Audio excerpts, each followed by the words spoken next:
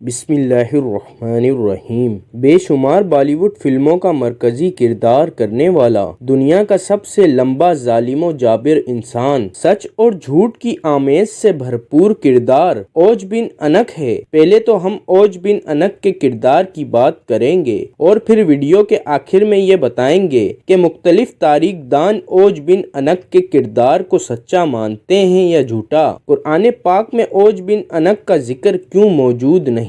تاریخ دان لکھتے ہیں کہ اوج بن انک کا تعلق قوم عمالقہ سے تھا، ایسی قوم جو اپنی صفاقی اور بربریت کی وجہ سے مشہور گزری ہے۔ اس قوم کو باقی قوموں پر ایک یہ بھی برتری حاصل تھی کہ ان کے قد اس وقت کے لوگوں میں سب سے زیادہ تھے اور چہروں سے وحشت ٹپکتی تھی۔ مفسرین لکھتے ہیں کہ قوم عمالقہ کا ایک مرد دوسری قوموں کے 100 مردوں کے برابر ہوا کرتا تھا۔ قوم عمالقہ نے اپنی ایسی دہشت پھیلا رکھی تھی کہ جب بھی وہ کسی سلطنت پر حملہ کرتے تو مخالفین جلد ہی ہتھیار ڈال دیتے۔ اوج بن انک بھی اسی قوم کے سرداروں میں سے تھا جس کو دنیا کا سب سے لمبا انسان مانا جاتا ہے۔ وہ شخص اپنی جسمانی قد و قامت اور طاقت میں پوری سرزمین میں منفرد تھا۔ مشہور ہے کہ یہ شخص اتنا لمبا اور دیو قامت تھا کہ وہ سمندر میں چلتا تو ڈوب نہ سکتا تھا۔ اونچے اونچے درخت اور پہاڑ اس کے سامنے چھوٹے معلوم ہوتے۔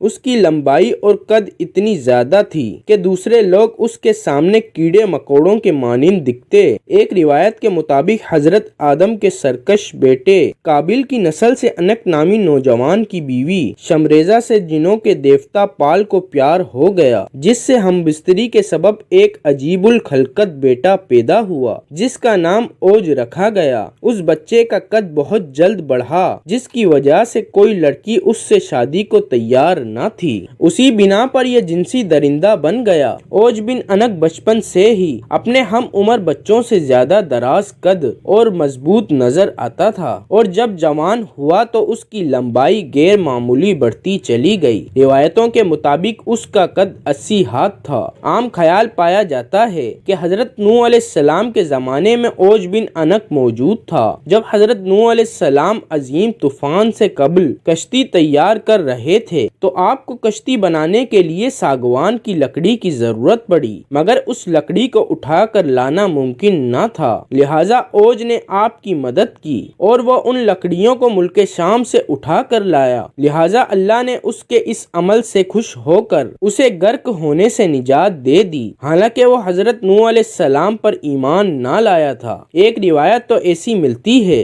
کہ جسے انسانی عقل مان ہی نہیں سکتی، وہ یہ ہے کہ اوج بن انک اتنا دراز قد تھا کہ سمندر سے مچھلی پکڑ کر وہ آسمان میں ہاتھ بلند کرتا جس سے سورج کی تپش سے وہ پکتی اور اسے کھایا کرتا تھا۔ اس موضوع پر امام سیوطی نے العوج فی خبر اوج نام سے ایک رسالہ لکھا ہے جس میں انہوں نے اوج بن انک کی شخصیت کے متعلق بہت کچھ تحریر فرمایا ہے۔ روایتوں کے مطابق غیر معمولی قد و قامت کے ساتھ اوج بن انک نے لمبی عمر بھی پائی تھی۔ اس کی عمر 3600 سال تھی۔ وہ حضرت آدم علیہ السلام کے زمانے سے حضرت موسیٰ علیہ السلام کے دور تک زندہ رہا۔ پھر حضرت موسیٰ علیہ السلام نے اس سرکش شخص کو قتل کیا۔ واقعہ کچھ یوں ہے کہ جب بنی اسرائیل کو فرعون سے نجات ملی تو حضرت موسیٰ علیہ السلام کو اللہ پاک نے حکم دیا کہ فلسطین پر حملہ کریں، کیونکہ فلسطین کی زمین بنی اسرائیلیوں کے لیے لکھ دی گئی ہے۔ حضرت موسیٰ نے اپنی قوم کو لیا اور فلسطین پر چڑھائی کے لیے نکل پڑے۔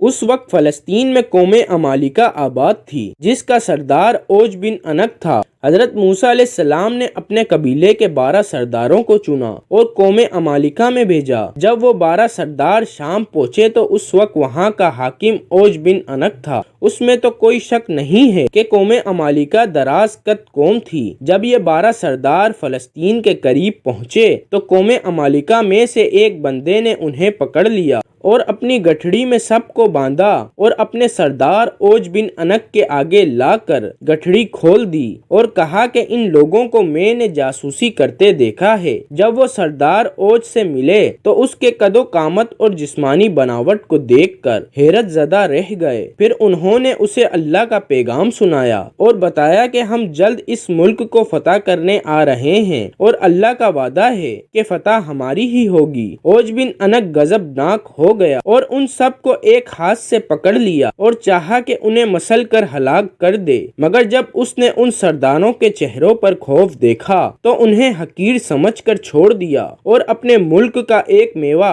جو کہ ایک آدمی کے لیے کافی ہو ان کو دیا اور کہا کہ اپنی قوم کو جا کر یہ دکھاؤ اور بتا دو کہ ہمارے یہاں کے میوے بھی اس قدر بڑے ہیں۔ جب وہ سردار اپنی قوم میں واپس آئے تو اس واقعے کو اللہ پاک یوں بیان فرماتا ہے، جب حضرت موسیٰ نے جب اپنی قوم سے کہا کہ ایک قوم بنی اسرائیل ارض مقدس میں داخل ہو جاؤ جو اللہ نے تمہارے لیے لکھ رکھی ہے اور پیٹ نہ دکھاؤ ورنہ خسارے میں رہو گے، اس پر بنی اسرائیل کے یہ لوگ بولے، اے موسیٰ تم اور تمہارا پروردگار لڑو، ہم تو یہیں بیٹھے ہیں، وہاں تو ایک طاقتور قوم عمالقہ آباد ہے جس کا ہم مقابلہ کرنے کی قطعاً سکت نہیں رکھتے ہیں، صرف اس صورت میں ہم وہاں داخل ہو سکتے ہیں کہ وہ از خود اپنے وطن کو چھوڑ کر کہیں چلے جائیں۔ حضرت موسیٰ نے اپنی قوم کو بہت سمجھانے کی کوشش کی کہ اللہ پاک نے فتح ہمارے نصیب ہی میں لکھی ہے، لیکن قوم نے بات نہ مانی اور انکار ہی کرتے رہے کہ ہم عمالقہ سے جنگ نہیں کریں گے۔ چنانچہ اللہ تعالیٰ نے اس سرکشی کی سزا کے طور پر بنی اسرائیل کو صحرائے طیہ میں قید کر دیا اور یہ لوگ 40 سال تک اسی مختصر سے صحرا میں بھٹکتے رہے۔ وہ سارا دن پیدل چلتے لیکن وہ میدان ختم ہی نہ ہوتا اور وہ اس میں بھٹک کر رہ گئے۔ جب قوم نے حضرت موسیٰ علیہ السلام کی نافرمانی کی تو حضرت موسیٰ علیہ السلام خود اوج بن عنق کو ختم کرنے کے لیے نکل پڑے۔ اوج بن عنق ان کو دیکھ کر کہنے لگا کہ تم ہی ہو جس نے فرعون کو پانی میں غرق کیا ہے، لیکن پانی تو میری کمر سے اوپر نہیں آ سکتا۔ یہ کہہ کر اس نے حضرت موسیٰ پر حملہ کیا جس سے آپ محفوظ رہے اور آپ نے جوابی حملہ کیا اور اس کے ٹخنوں پر اپنا عصا مبارک مارا جس کی ضرب کی تاب نہ لاتے ہوئے وہ زمین بوس ہو گیا۔ کہتے ہیں کہ 40 سال تک اوج کی لاش وہیں پر سڑتی رہی، اس کے بعد اس کی ریڑھ کی ہڈی کو دریا پر ڈال کر اس کے کئی سال تک پل کا کام لیا جاتا رہا۔ آئیے اب بات کرتے ہیں کہ اس کردار کی اصلیت کیا ہے۔ اسرائیلی روایتوں میں یہ بھی ہے کہ اوج بن عنق کافر تھا اور ولد الزنا تھا۔ یہ طوفان نوح میں تھا